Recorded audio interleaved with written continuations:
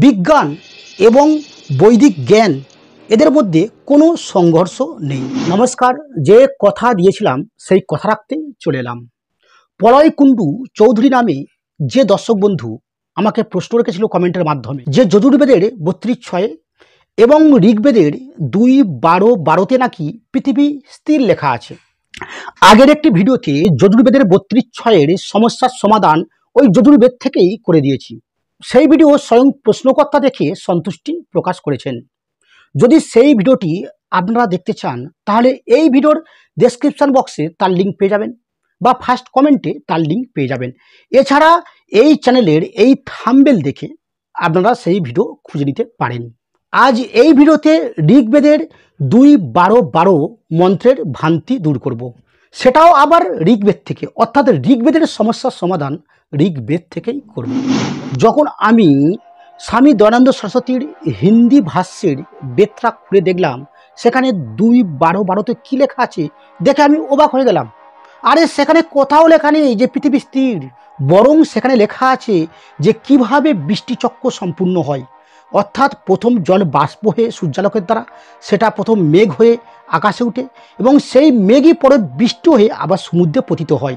অর্থাৎ এই যে বৃষ্টির যে চক্র, যেটা আধুনিক বিজ্ঞান দিয়েছিল, সেটাই পরিষ্কারভাবে এখানে বেদে উল্লেখ হয়েছে। অর্থাৎ এই মন্ত্রে আরেকটি আমি বিজ্ঞান পেয়ে গেলাম। তারপর মনে হলো এটা কি হলো।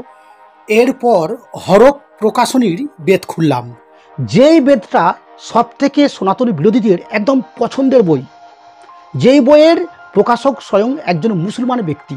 এবার সেখানে যখন সেই একই কথা লেখা আছে, সেই বৃষ্টিচক্রের কথাই লেখা আছে, তখন বুঝলাম নিশ্চয়ই দর্শক বন্ধুর কিছু ভুল হয়েছে, হয়তো উনি রেফারেন্সটা দিতে ভুল করেছে।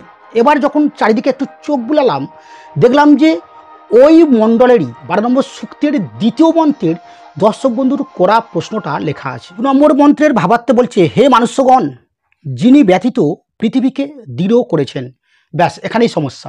এই যে লিখেছেন যিনি ব্যতীত পৃথিবীকে দৃঢ় করেছেন, ব্যাস এখানে উনি একটি সুযোগ পেয়ে গেলেন। আরে ভাই, দৃঢ় শব্দের অর্থ যেমন স্থির হয়, ঠিক তেমন দৃঢ় শব্দের অর্থ কঠিন বা মজবুত হয়। তারপরেই কিন্তু বলেছেন যিনি প্রকৃত পর্বত সমূহকে নির্মিত করেছেন। অর্থাৎ পর্বত সমূহ বা পৃথিবী একটা মজবুত বা কঠিন পদার্থের কথা এখানে বুঝিয়েছেন। এখানে কোথাও কে কার চারপাশে ঘুরছে, কি স্থির আছে, এই সম্বন্ধে কথা বলা হয়নি। আমি আগেই বলেছিলাম যে এই গ্লাসটাকে খালি বলছি বলে এই নয় যে আমি জানি না গ্লাসটার মধ্যে বায়ু ভরা আছে। জাস্ট এই গ্লাসে কোনো জল নেই, তাই এই গ্লাসটাকে খালি বলা চলে বলে তাই আপাতত কথায় আমি কিন্তু খালি বলছি বা খালি বলতে পারি। ঠিক এখানে পৃথিবীকে মজবুত বোঝাতে গিয়ে এখানে দৃঢ় শব্দটি ব্যবহার করা হয়েছে। তা বলে এই নয় যে ঋগ্বেদ জানে না যে পৃথিবীর চলমান বা গতিশীল। পৃথিবী যে গতিশীল সেটা প্রমাণ দেখার জন্য আসুন ঋগ্বেদ 10ম মণ্ডলের 22 নম্বর সূক্তের 14 নম্বর মন্ত্রে।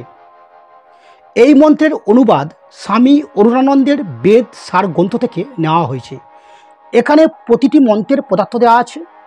সেই পদার্থ অনুযায়ী যদি ভাবার্থ করা হয়, পৃথিবী যদিও হস্তপদহীন তথাপি ইহা চলিতেছে অবশ্য জ্ঞাতব্য পরমাণু শক্তি দ্বারা, সূর্যের চারিদিকে ইহা প্রদক্ষিণ করিতেছে। এবার পরিষ্কার প্রমাণ পেলেন তো যে কথা আধুনিক বিজ্ঞান বলছে যে পৃথিবী সূর্যের চারিদিকে প্রদক্ষিণ করছে, সেই কথাই কিন্তু এই ঋগ্বেদের 10ম মণ্ডলের 22 নম্বর সূক্তের 14 নম্বর মন্ত্রে পরিষ্কার লেখা আছে। এখানে পরিষ্কার বলছে যে পৃথিবীর হস্তপদ নেই, তবুও কিন্তু পৃথিবী সূর্যের চারিদিকে প্রদক্ষিণ করছে। ইংলিশে বেদকে যে অনুবাদ করা হয়েছে সেই অনুবাদের সাথে এই অনুবাদের হুবহু মিল আছে। ইংলিশ অনুবাদটা স্ক্রিনে দিয়ে দিলাম, আপনারা একে থামিয়ে ভালো করে পড়ে দেখতে পারেন। আসুন আরেকটি প্রমাণ দেখতে এই 10ম মণ্ডলের 149 নম্বর সূক্তের 1ম মন্ত্রে। এখানেও মন্ত্রের প্রতিটি শব্দের পদার্থ দিয়ে দিয়েছে, আমি শুধু এখানে ভাবার্থটা পড়ছি। সূর্য রজ্জুবৎ আকর্ষণ দ্বারা পৃথিবীকে বাঁধিয়া রাখিয়াছে। যে সূর্যের আকর্ষণে যে পৃথিবী যে তার নিজের যে কক্ষে যে আছে, এটা কিন্তু এখানে পরিষ্কার বলল, যেটা হচ্ছে আধুনিক বিজ্ঞানও বলে। তারপর বলছে যে নিরাধার আকাশের দুর্লোকের অন্যান্য গ্রহকেও ইহা সুদৃঢ় রাখিয়াছে। যে যেমন পৃথিবীকে সূর্য তার আকর্ষণ বলে বাঁধিয়া রেখেছে, ঠিক ওইরূপ অন্যান্য গ্রহকেও ওইরূপই বাঁধিয়া রেখেছে, অর্থাৎ কক্ষপথে ঠিক নির্দিষ্ট ক্রিয়ায় সবাইকে একই লাইনেই ঘুরাচ্ছে। তারপর বলছে যে অছিদ্রযুক্ত রজ্জুতে আবদ্ধ গর্জনশীল গ্রহসমূহ নিরাধার আকাশের অশ্বের ন্যায় পরিভ্রমণ করছেন।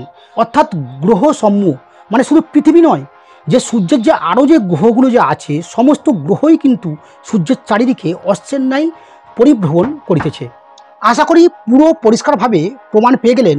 ঋগ্বেদেই লেখা আছে পৃথিবী গতিশীল, যা সূর্যের চারিদিকে পরিভ্রমণ করছে বা ঘুরছে। এরও অনুবাদটা যদি আপনাদের সন্দেহ হয় তাহলে ইংলিশে অনুবাদের পেজের ছবিটা স্ক্রিনে দিয়ে দিচ্ছি, পরে দেখে নিন। ইংলিশে বেদকে যে অনুবাদ করা হয়েছে সেই অনুবাদের সাথে এই অনুবাদের হুবহু মিল আছে। আধুনিক বিজ্ঞান এখন যে কথা বলছে যে শুধু পৃথিবী গতিশীল নয়, পৃথিবী যেমন সূর্যকে কেন্দ্র করে ঘুরছে, ঠিক সূর্য ওইরূপ কাউকে না কাউকে কেন্দ্র করে ঘুরছে। সেই কথা কিন্তু আমাদের হাজার হাজার বছর আগের এই বেদেও লেখা আছে। আসুন এবার সেটারই প্রমাণ দেখি। তার জন্য আসুন ঋগ্বেদের প্রথম মণ্ডলের 35 নম্বর সূক্তের 2 নম্বর মন্ত্রে। এখানেও পরিষ্কার প্রতিটি মন্ত্রের পদার্থ দেওয়া আছে, শুধু আমি ভাবার্থ পড়ছি। সূর্য আকর্ষণযুক্ত পৃথিবাদী লোকান্তরকে সঙ্গে রাখিয়া নশ্বর অবিনশ্বর উভয় পদার্থকে নিজ নিজ কার্যে নিযুক্ত রাখিয়া এবং মার্দাকর্ষণ রূপ রথে চড়িয়া যেন সারা লোকান্তরে দেখিতে দেখিতে গমন করিতেছে। তাহলে এখানে কিন্তু যে সূর্য যে তার সমস্ত গ্রহ উপগ্রহকে সঙ্গে লইয়া তিনিও যে গমন করিতেছেন, মানে তিনিও যে কারোর চারপাশে ঘুরছে, সেটা কিন্তু পরিষ্কার বলা হলো। যেটা আধুনিক বিজ্ঞান এখন বলছে যে প্রতিটি গ্রহ নক্ষত্র কেউ না কেউ কারোর চারপাশে ঘুরছে, অর্থাৎ সমস্ত গ্রহ নক্ষত্র উপগ্রহ সবাই গতিশীল। সেই কথাই এখানে পরিষ্কারভাবে বলা হলো। আসলে দর্শক বন্ধু, বিজ্ঞান এবং বৈদিক জ্ঞান এদের মধ্যে কোনো সংঘর্ষ নেই, বরং বৈদিক জ্ঞান এবং বিজ্ঞান দুটোর মধ্যেই হুবহু মিল আছে। কিন্তু ইচ্ছাকৃত কিছু বেদ বিরোধী মানুষ বেদের ভাষ্যকে বিকৃত করে তারা বিজ্ঞান এবং বৈদিক জ্ঞানের মধ্যে সংঘর্ষ লাগানোর চেষ্টা করে, আর সেইগুলোকে খণ্ডন করার জন্যই আমরা চ্যানেল খুলেছি। তাই একজন সনাতনী হিন্দু হলে অবশ্যই এই চ্যানেলটিকে সাবস্ক্রাইব করে আমাদের পাশে থাকবেন এবং আমাদের প্রতিটি ভিডিওকে অন্যান্য সনাতনী দর্শকের কাছে পৌঁছে দেবেন। এই আশা রেখে আজকের এই ভিডিও এখানে সমাপ্ত করলাম।